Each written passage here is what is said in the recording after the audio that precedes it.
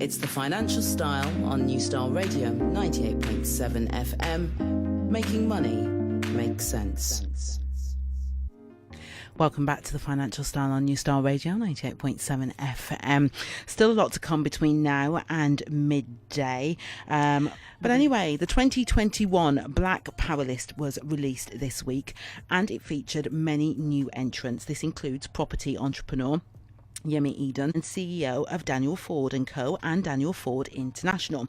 Now, featured in the business, corporate, financiers and entrepreneurs section, Yemi's inclusion marks the first of anyone from his industry who works in the way that he does, further enhancing his reputation as a trailblazer.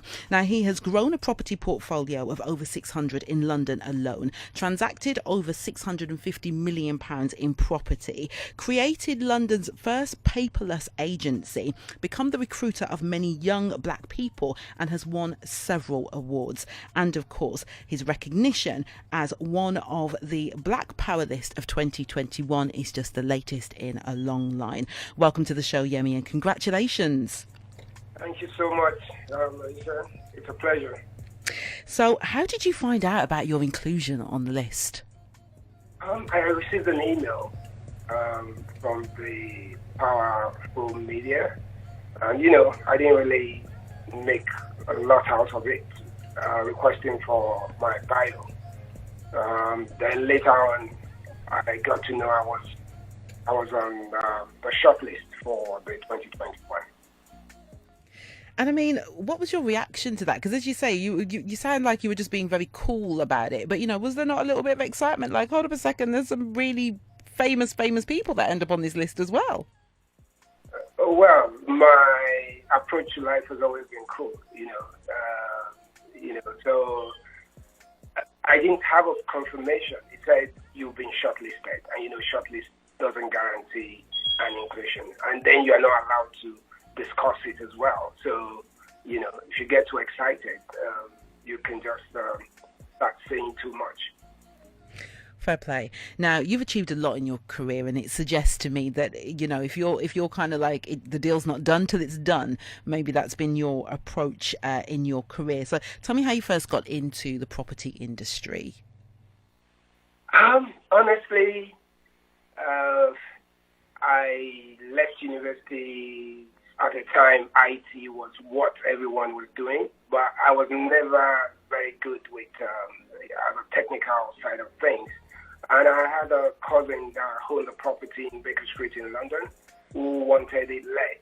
And I started off with that one, took up an apprenticeship in West Hampstead, and basically started the journey from there. So I got into property by chance, but I've always done well with people. People have always trusted me in my dealings with them over the years. So it was just the right connection.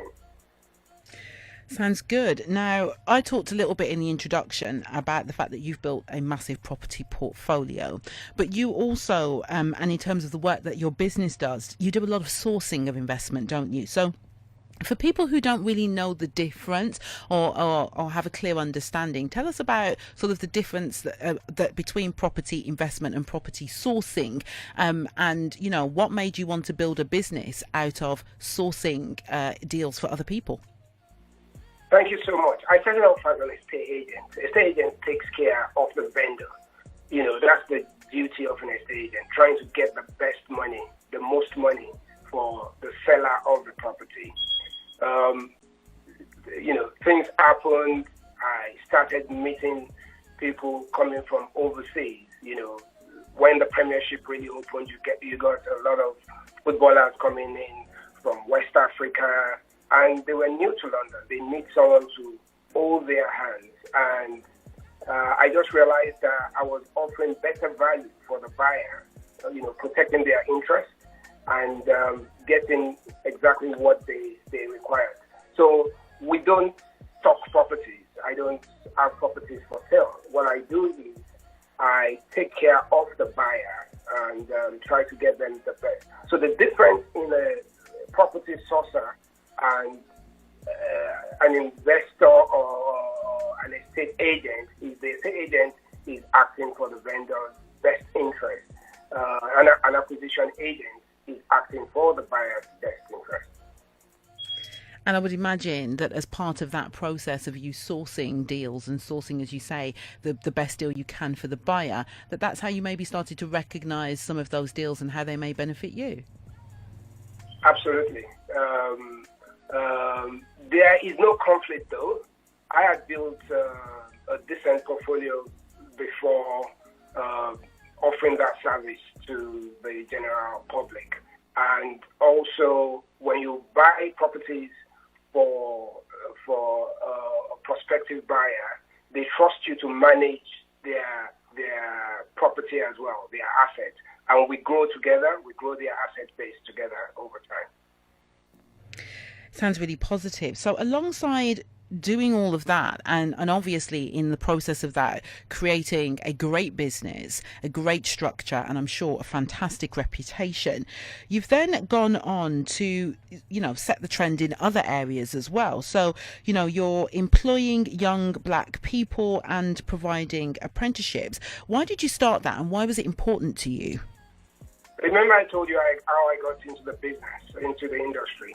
Yes. Basically, someone gave me an opportunity, and I realized that there are good resources out there. There are good people with talent, but they lack that opportunity. So we, even from as young as students in high school, we get them to come into the office for about a month, during summer, just to have a feel of it. And I think one of the best testaments we have in this apprenticeship scheme is a gentleman that's been working for the firm since the age of 18. He's now a chartered accountant. He's grown with the firm. He understands the ethos, and he is one of our best products, So he's been with the firm for 12 years now, but he started at the age of 18. That's amazing. And in terms of legacy building for you moving forward, I mean, is that something that is really key to, what's important to you? That's one of many. The biggest thing on my plate now is a charity that I put together with friends in August this year. Action for Change and Empowerment, ACE, acronym ACE, ACE. And basically, we're gathering Nigerians and friends of Nigeria in the diaspora in the UK and mainland Europe to put together, a structure to support local charities in Nigeria. In our 2.5 months of being set up, we've been able to impact a lot of women, especially due to COVID. Their stock has been depleted badly. We've been able to garner about 500 wheelchairs for the most vulnerable of the disabled. And it's still early days, but I can see this growing on in a big way. And trying to encourage as many people that want to give out. And the unique thing about this is it's going to be 100% of the contributions will go for purpose. There won't be admin charges. We are going to, every money given would go 100% for the purpose it's given to. That sounds fantastic, and definitely an admirable project to take on board. I can see how people working with you and around you would be honoured actually to be in the presence of someone who is clearly so motivated and very focused on what it is that you want to achieve. What would you say to people listening right now who either themselves feel like, they've got something that could one day get them on the Black Powerlist too, or indeed are interested in getting into the world of property investment or even sourcing? What I want to say out to the people listening is there are many opportunities out there in the property industry. You've got the main ones that everybody deal with on a daily basis, the negotiators that deal with the lettings, the sales. You've got financial service providers, financial advisors. You have opportunities in insurance. You've got the inventory clerks. You have people doing EPC, the pictures, the floor plans. The opportunities are enormous. my doors are open. My social media is open to engage people, to lift them up.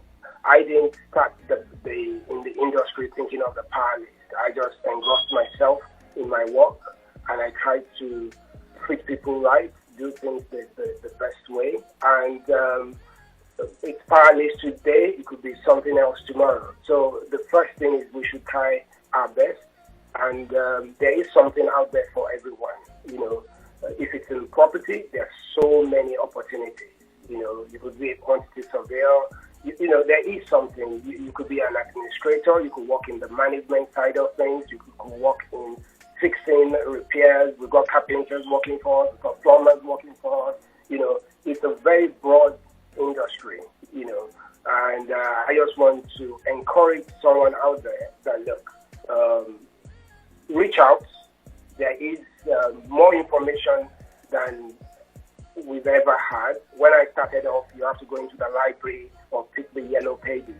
But you can go on a search engine now. There are YouTube videos on how to do things. And there are people like ourselves who are there and looking at lifting others up. So it's a case of they can create their path in the way that you've created yours. Yemi, as I say, once again, congratulations for the recognition. It really does sound like that you are really at the beginning. There's a lot more to come from you. But of course, for people who want to learn more, or even, I don't know, there might be somebody listening right now thinking, I need somebody to source me a house. You can get a hold of Yemi through the Daniel Ford & Co. company and Daniel Ford International. Yemi Edun, thank you so much for your time. Perfect. Thank you so much, Merisha. Well, what can I say? Very impressive man. Sits on that list alongside the likes of Lewis Hamilton, of course, who topped it after getting his 7th World Championship, and many other fantastic black figures in the UK.